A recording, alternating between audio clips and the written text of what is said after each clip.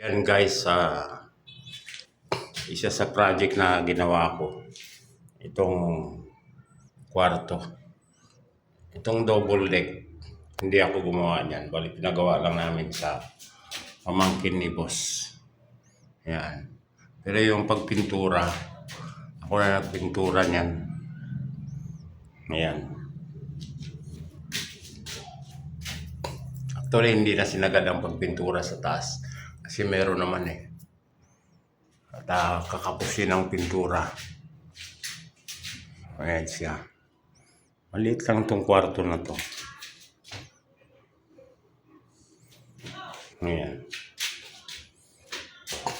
Pero pwede na. Kumbaga pang dalawahan. Ayan. Pwedeng sa mag-asawa, may isang anak. Pwede na. Pwedeng pang single lang. Ito yung kanyang CR. Pininturahan ko na rin.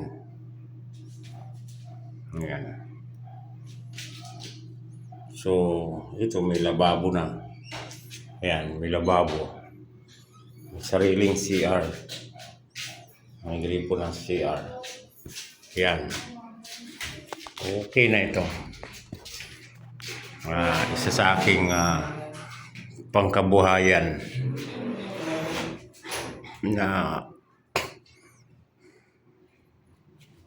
isa sa source of income. So yan, ito siya.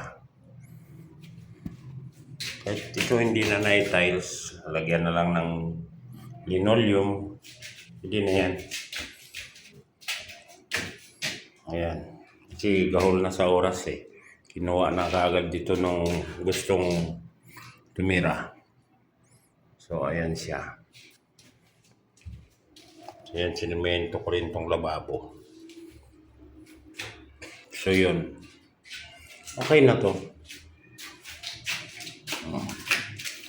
Di ba? Hindi ito mainit. Itong area na ito. Kasi slab ang taas eh.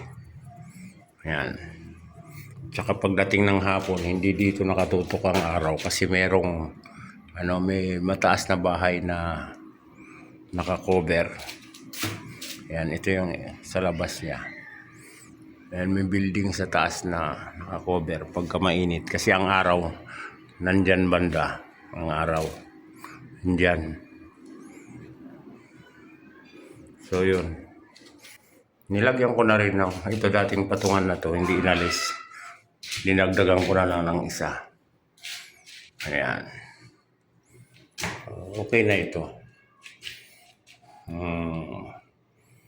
Dagdag source of income. Pangtulong-tulong sa kada buwan. Yan mga guys. Kasuki. At kahit pa paano, meron tayong napagkukunan. So okay na ito. No, bukas titirhan na ito. Ngayon ay April 24. So yan. So, may ilang linggo din itong natingga. Siyempre, inayos na muna namin. Kasi hindi dati ganito ang itsura nito. Puro wallpaper. Ayan, tapos binakbak ko yung wallpaper at pininturahan ko na lang. So mas maganda pa kaysa wallpaper ang nakalagay. Tingnan mo maraming mga kuan screw, ano ba yan. So yan.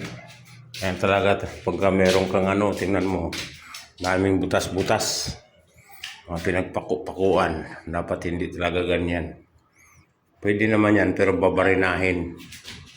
Ayan. Parang mga butas-butas. At saka iwasan magpalagay ng wallpaper. Ayan. Kita tayong ipis. Ayan. I hate ipis. So, ayun. Okay na to. Sa akin kung bawa ako single lang ng upahan, pwede na to. Medyo mababa lang naman ang upa nito. Hindi kataasan. So, tama lang. Kumbaga, kuwan lang ang kuwan niya. Reasonable lang na presyo ng pa rin. Yun. So, kailangan pala natin itong makuhan to. Marab ito ng tawag nito ng sponge para maalis yung batak, pitak-pitak.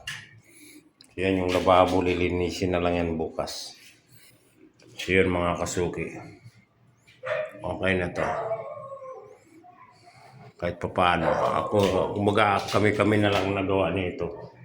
Hindi na nagkuha ng tao kasi pag nagkuha ka ng magagawa, medyo malaki-laki at magbabayad ka pa. So ayan, kagaya ng pagpintura, ako na rin gumawa ng nito, ng mga wirings.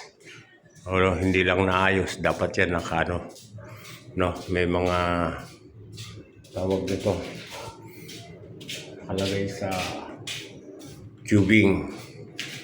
Pero okay na yan. Importante yung pagpintura at saka yung pagpagawa nito. Ngayon, pagpagawa nitong double deck, medyo malaki-laki. Kasi mahal na ang kahoy. Puro good lumber ito. Tapos ang plywood, 3/4. 1/4. Ayan. So, forever na ito. Pansamantagal na itong double deck na ito. Yan mga kasuki. So yun, isa lang sa content ko sa araw na ito. Have a good day sa lahat. Ayan. Tayos na ito. Pwedeng-pwede na. Sa akin, pwedeng-pwede nang tirahan at kung ako lang dito, medyo okay na ito para sa akin. Medyo mababa naman ang presyo ng kuha niya. Bigay namin o ganun. So ayan. Pero hindi kasama siyempre ilaw at saka tubig. Na yun. Kumbaga iba yung sa monthly, iba yung sa ilaw at saka sa tubig. Na sa meter siya. Kasi hindi siya nakasariling metro. Ayan. So yun, thank you mga guys, mga kasuki. Have a good day sa lahat. Ayan, have a blessed day. Ayan. So, maganda na. Pero pag pinaganda pa talaga natin ito ng gusto at tinail at kung pa, siyempre medyo iba na ang presyo nun. Medyo mas mataas-taas na. Ayan. So yun, ang content natin sa araw na ito. Ang isang maliit na source of income ng pangkabuhayan. So thank you mga guys, mga kasuki.